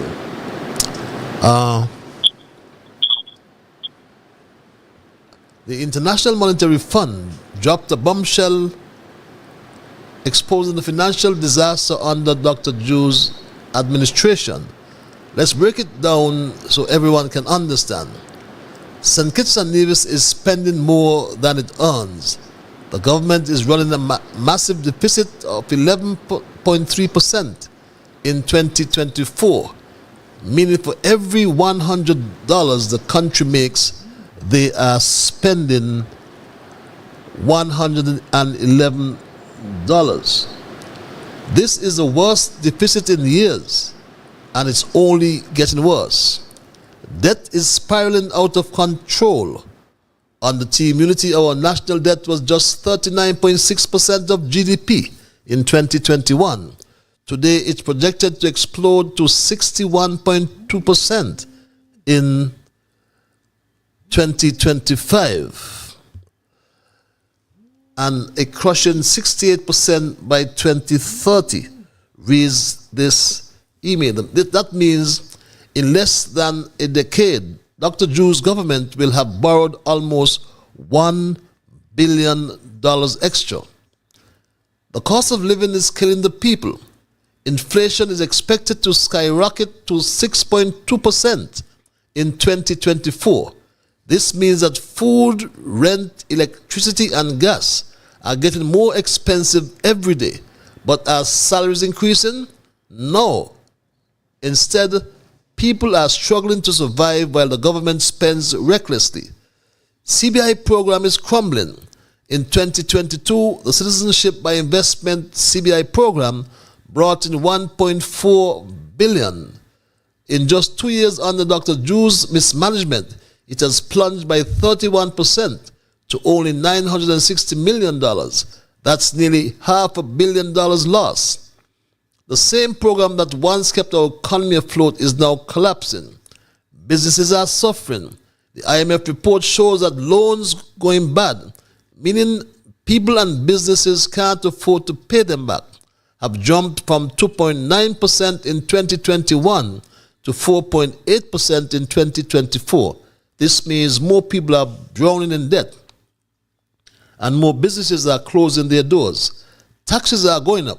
Government taxes on businesses jumped from 18.8% in 2021 to 20.5% in 2024. That means small business owners are paying more while getting less in return. Meanwhile, Dr. Drew and his ministers have given themselves salary increases, while regular citizens can't even afford groceries. This is the reality, folks. St. Kitts and Nevis is headed for an economic disaster. The IMF has exposed it, and the people are the ones feeling the pain. How much longer will we allow this government to destroy our country?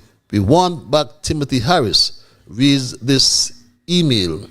Good evening, Patches. Economic growth for St. Kitts and Nevis or government delusion. Dear Patches, reads this email. Tonight, let's separate economic reality from political illusion. Some are celebrating the importation, of over 300 vehicles. What am I saying here?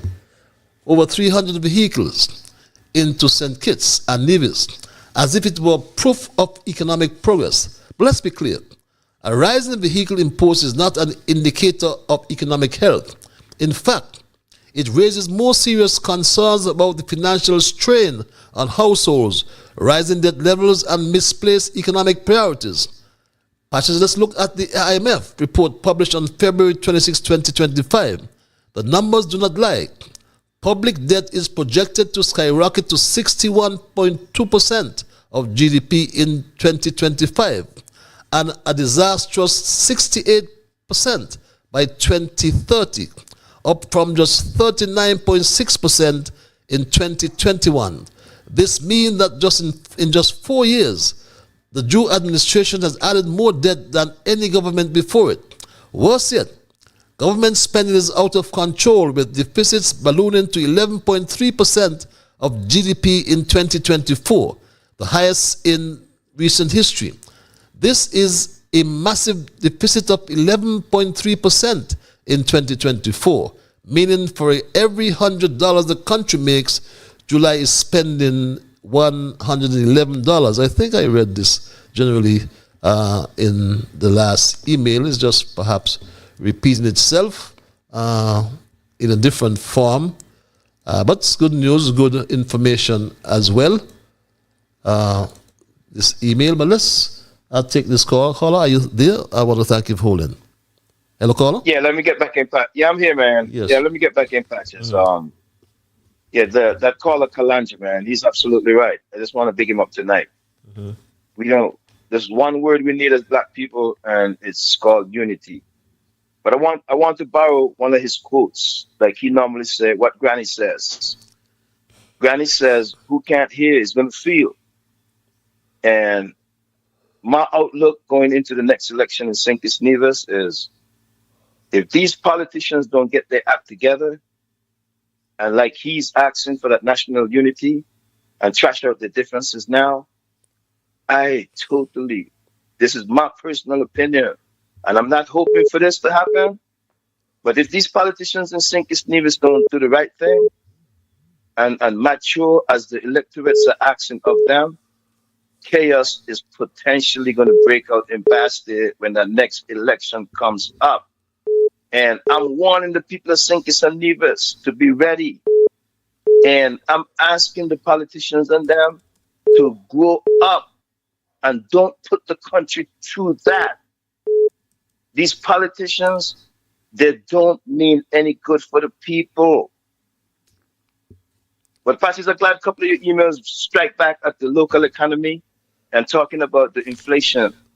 I went to the grocery store today, a box of eggs, $5.65. I was at the grocery store last week, a box of eggs was $4.49. Some countries are still wailing, according to Calandri. I'm going to back him up a little bit before you get off. He is saying that world economy, they messed it up by bringing COVID. And some countries are still talking about COVID. They're still trying to recover. And then now we got to deal with this orange man. So some countries, the economies of some countries haven't recovered yet from COVID. And then now we are dealing with the inflation. Like he said just now, this inflation is not going to slow down no time soon. Okay. And that brought me to the simple fact. Lastly, quickly, Patches, that brought me to the last point. Dr. Jew promised the people another minimum wage increase. I think it's June 25th of this year. June is only a few months off from now. And we are not hearing any narrative about that. And I already told you, Patches, just like I told you, they was going to cancel the double. That minimum wage increase is in jeopardy. And anyhow, the Prime Minister don't deliver that, the people going to definitely take him out of there. Okay. Thanks a lot, man. Have a good night. Have a good night as well. Thank you for your interventions. Dear Patches, today in Parliament, Dr. Drew once again stood before the nation, beating his chest about the alleged $21 million spent on the Barcy High School under the former Team Unity government. But while he shouts and points fingers, he tiptoes like a frightened cat around the $8 million his own administration squandered on the so-called Bradshaw Museum at Fortlands. Dr. Drew is a walking contradiction, a master of hypocrisy.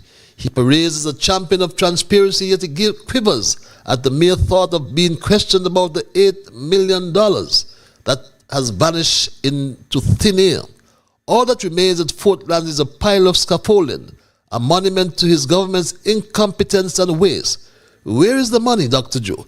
If Dr. Joe is truly committed to accountability, why is he dodging the hard questions? Why doesn't his voice tremble when faced with the truth of his own reckless spending? Who pocketed the taxpayers' money? Who got the contracts? And what was delivered? If $21 million is an issue, then surely the missing $8 million must be a scandal of epic proportions. Patches, Dr. Drew is running scared. He knows that once the people start digging, the rot in his administration will be exposed for all to see. But we will not let him escape. I will be like 1,000 camel ticks in his tail part. Let's turn up the heat. Read that email. Caller, you're live. Thank you for holding. And I'm running out of time, so I'm going to give you... Can you work with 30 seconds? You can. Yes, Patrice. Yes, sir. I usually don't call back into your show. When I gave my utterance once, I satisfied. But I just want to wrap up something which I forgot to expose to you. In 2000, the first time you won the election, you won by what? 4 votes, right? In 2015. You mean me? Yeah. Me? Because, yeah. Yeah, 4 votes, yes. 4 votes, yes. Okay. So, Patrice, to show you that how I analyze the election coming up soon and how Labour is leading by 56%. Don't take me for granted. Please. And at this moment, I'm not interested in coming to St. Kitts to vote for no politician. One reason, there is someone was there in 2015. I went to the show at Posante to meet one special person, Asimati. I spoke with him. I said, Asim, there is 5% I know right now who is not going to vote for you, and you're going to lose by those votes. I can take you to them tonight, tomorrow morning, and you make these persons satisfied. and have them come and vote for you. You know what he told me? Well, I know who they are. I know some of them. I mentioned the name to him. He said, another person, but people do what they want to do. And Mr. Patches, when I recognize that he lost by those votes, I lost about 25 pounds. Trust me, and I decide from that day on, I don't do that. Because they take me for granted. From Douglas, come straight down. Take me for granted. So how would you reconcile how would you reconcile the 27 ballots, spoiled ballots? Spoiled ballots, well, how you reconcile? I don't have much knowledge of that because I that there were 27 spoiled ballots, and why you think Asim didn't go back or challenge them, or challenge him for his lost by 4 votes? Because he lost election, Patches. I mean, all you need is one, you know. All you need is one there. One, yeah, but he lost. But you came out powerful. Okay. But if Asim had listened to me, he would have been the leader for your tongue. You'd have lost. I mean, I congratulate you for your good work. Have a good night, my brother. Okay. I have to meet if you work for me pro bono. You know what's pro bono, right? Free. Right? Yes, free. Free. Perhaps I can use you. Yeah. All right. You can use me because Labour never gave me nothing. Labour never gave me nothing to drink of water. Okay, my I'm telling you, Patrick. They're set up good for nothing when they're ready. You know? Okay. Thank you. Have a good night, my brother. Very interesting perspective. A pleasant good evening to you, Patches. Reads this email. I'm going to wind up with my emails because I'm going to give you the time that I lost. Patches, you often on your show highlight the double standards that have been administered by politicians in power both in St. Kitts and Nevis, who allowed a selected few of their supporters to break the building laws with impunity and build in violation of the building, fire and health codes, and without the requisite approval of the building board. You especially highlight a new restaurant in Nevis and a house on the beach in Frigate Bay. But what you are not aware of, Patches, is that in the rural town of Sandy Point, a building violation of monumental proportion has taken place and rented out to tenants, thus putting the lives of all at great risk in the event of an earthquake, fire, or an emergency where persons will need to exit quickly and safely. Patches, when Jacinth Henry Martin was the elected representative for Sandy Point, the NHC built a number of 2 and 3 bedroom houses in the area of the SSMC line track opposite to Benjack Supermarket, and they were given out to the respective owners. You wouldn't believe what happened next, Patches. One particular owner, without the approval of the NHC, the fire services and the building board, ventured into turning their 2-bedroom house into the Sandy Point favelas, mimicking the Brazilian favelas.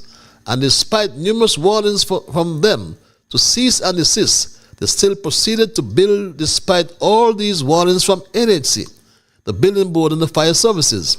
You may ask how they managed to escape prosecution, Patches. They were close to Dougie. But after Dougie sided with the building board for them to cease and desist, they shifted their loyalty from Labour to Team Unity. And under Team Unity, their criminal acts were overlooked, and they continue their building spree unhindered. I'm begging you, Patches, to visit the area of Sandy Point, and you cannot miss this blue high-rise Sandy Point favelas for yourself. You wouldn't believe, Patches, that this violator is a serving fire officer of St. Kitts and Nevis Rescue Services. That's very interesting. Very interesting. I think I really should visit the favelas. Oh, my emails are still coming in. Question: what are your thoughts regarding the hidden perks given to the members of the Cuban Alumni Association? Doctors are given duty-free on vehicles, most of whom do not work on call or conduct home visits. If they are on call, they refuse to go to JNF to provide emergency services or care for patients. This has been a constant issue and is getting worse under Dr. Drew, especially with the on-call radiologists. as she prefers patients to be sent to the Antioch Baptist Church at her private practice. Why do you think this was hidden and other civil servants in critical jobs that would benefit from duty-free vehicles? Are you aware the Cuban nurses have got $20,000 each in December 2024 for a job position they never held or performed duties for? Yet other civil servants are told they can't receive retroactive pay. Cuban doctors are given opportunities to open offices in Bastille. No assessments are being done to ensure they meet the English proficiency requirement. Even now, some struggle with proper communication. What is being done to prevent malpractice? Would you ensure a medical board is instituted with the required regulation and oversight? The hospital has seen 2 operation managers in the last 2 years, one with no background in healthcare and continues to struggle, and the other with years of experience in clerk work at JNF. Why are 2 individuals being paid to do the job of one? Don't you think the government should be advised to employ a qualified individual to perform duties instead of placing the same individuals in key positions and on boards? Patches healthcare will touch every citizen and is critical, but the current corruption and the goal to fill the Cuban colleagues of Dr. Drew only gets worse. Keep your eye on the healthcare and the shift to fill private offices rather than provide proper care at the JNF hospital. Caller, you are live. Thank you for holding. I'm running out of time. Yes. But me. Mm-hmm. Can you hear me? Yes, we hear you loud and clear. Okay. Me just tell you read of something that say how the economy in a mess and in a muck. I listen and news today, and read I read it. And the man was reading the news and say that I wouldn't go regarding him. King Lawyer said that the we gonna improve by 2%. We gonna improve by 2%. And the IMF send out the report, and they think that he never get the report. And one of the things he going on with, and he blaming Team Unity for 7 years. I can't believe that is the country be. When the man attack, so I come attack about we gonna grow by 2%, and what's not. But actually, anytime you hear, not he alone, all of them, I say things, and you hear them say, no foot there, everything arm. That is when they're telling us lie. Can the amount of arm he said today, when he repeat that kidney, I say, my God, no more arm left. He got rid of all. That is, you have a pleasant night, darling. Okay, man. Thanks a lot for your intervention. I'll make that my final call for the night. As I spend my final set of emails. In the days of Joseph, Egypt enjoyed 7 years of plenty, abundance, stability, and wise leadership. Then came 7 years of famine, a crisis that only the competent governance of Joseph could withstand. Fast forward to modern day St. Kitts, and we see an eerily similar pattern, except our years of prosperity under the Team Unity government have been abruptly replaced by 3 devastating years of economic starvation under Dr. Drew's administration. Let's talk about those 7 years of plenty under Team Unity. Civil servants were blessed with multiple years of double salaries, a tradition that highlighted households and stimulated the economy. After devastating hurricanes, roofs were repaired for free, ensuring families had shelter and dignity. The Poverty Alleviation Program provided $500 a month, giving real relief to struggling families. People felt secure, businesses thrived, and opportunities were abundant. Now, the 3 years of famine under Dr. Drew have been cruel and deliberate. PAP has been slashed to $250, leaving families with half the help they once had. The qualification threshold has lowered to $2,500, excluding more families from receiving assistance, pushing them further into hardship. Electricity bills have skyrocketed while people endure blackouts due to mismanagement. Food prices have soared, yet there is no relief. Government projects have stalled, and there is no sign of economic progress. Patches, the people are suffering, and Dr. Drew remains silent, hoping no one will notice. But the government of St. Kitts remember. They remember the prosperity, the people of St. Kitts, beg your pardon, remember. They remember the prosperity they once had, and they see the struggle they now endure. They will not forget. The clock is ticking. The July famine must end, reads this email. Good night, Mr. Liburd. When we will stop calling Port Zante that name and give it a local name, are we still paying for it? That's that email. A blind man who is up the JNF hospital tonight just called me and asked me to inform you that they just removed him from the oxygen he was on. He wants you to publish his story. Reads this other email. Good night, Mr. Liburd. Have you noticed that we have not heard a proper report on the assassination of Aziwa Milk Niles Jones? Wendy Phipps? Reads that email. Dear Patches, those earlier emails are based on huge assumption that the St. Kitts Nevis Times article, which asserted that Pam discarded Azar Gums as the candidate for constituency 4, is accurate. Unless the information comes from the leadership of Pam or Azar Gums himself, it is not necessarily true at all. It seems like there may be persons out there who want to push that story to stir up confusion in the party. My 2 cents reads that email.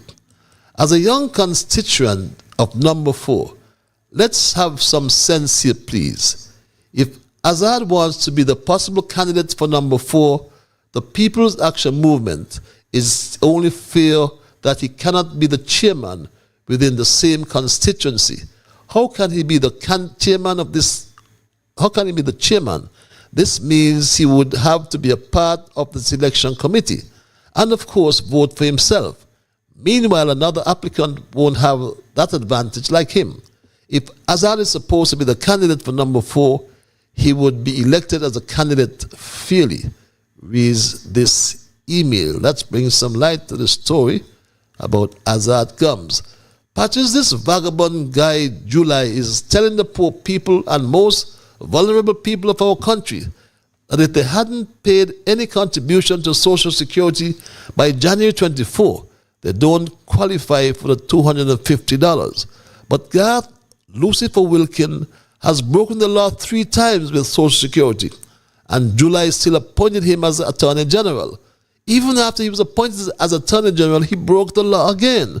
This guy, Garth Lucifer Wilkin, is a repeated offender, and July and the DPP have turned a blind eye. Reads this email. And those are my emails for tonight. Those are my calls.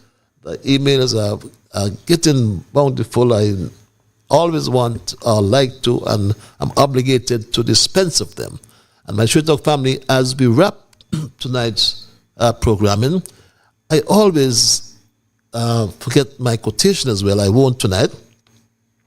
And the quotation for tonight: the real evil with which we have to contend is not the physical evil of the famine, but the moral evil of the selfish, perverse, and turbulent character of the government. I want to feel we can say of the people, I think, maybe as well.